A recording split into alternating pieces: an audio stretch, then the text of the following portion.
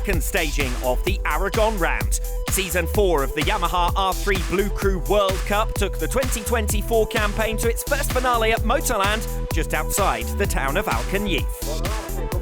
With 5 of the 6 rounds complete, 3 title contenders remained. The 2 favourites with just 9 points between them. 23, Gonzalo Sanchez, winner in 4 of the first 5 races of the season.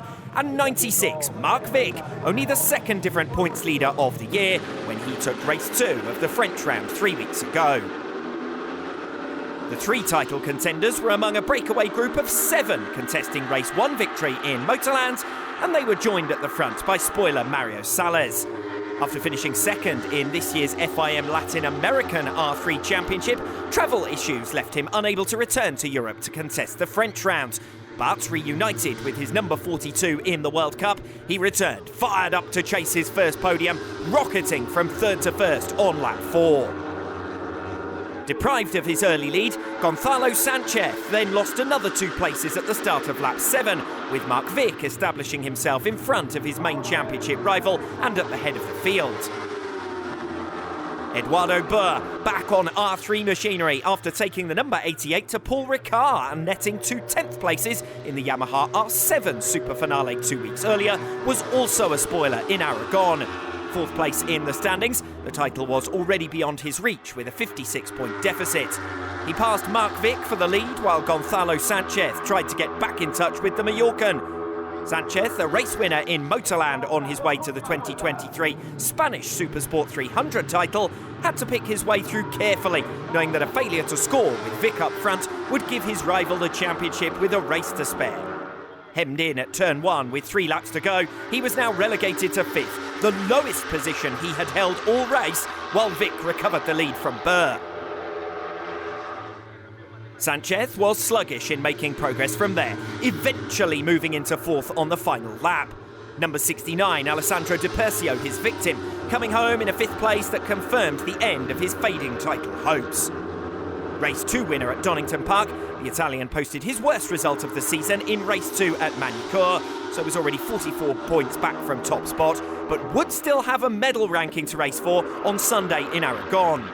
Sanchez, meanwhile, now had 2 bikes between himself and Vich, the championship leader, boldly heading the field onto the 968-metre-long back straight for the final time, giving up the slipstream and the race lead to number 42 Salas. But Salas missed out on the podium places altogether, with Vich and Burr making their move into turn 16 for the final time, and Gonzalo Sanchez also forcing his way through for 3rd. But Vich's second consecutive victory meant he doubled his lead to a sizable 18 points with just 1 race remaining. I feel really happy. We did a great job. We're fighting with the group all time, and yeah, I'm really happy because we are getting our dream, and yeah, I'm happy about that. Marc was now 8 points, 1 8th place finish away from the title. For a rider who's only had 3 races out of the top 8 in the last 2 seasons, he was now odds-on favourite. But race 2 proved far more action-packed than Vich would have been hoping for. His strategy would have revolved around staying in the lead group and making it safely to the finish. But the snake here was comprised of 13 riders, all separated by less than 2 seconds and all still jostling for position as deep into the race as lap 4. The first scare for Vich's supporters, he could so easily have been collected when David Novak ran straight on at turn 8, taking Cameron Swain with him and the pair dropping to 12th and 13th. Then on lap 7, he was hit. Takumi Takahashi getting caught between Vich and wildcard Maximilian Palmowski. Takahashi crushing out of the race, Vich remarkably fortunate not to go down, but relegated to 12th and a 2nd from the top 8 with only 2 laps to go. And even as he started to recover, Vich got into difficulties, running off the circuit in a 3 abreast battle through turn 3. And with Sanchez fighting for the lead, now the title race was back on.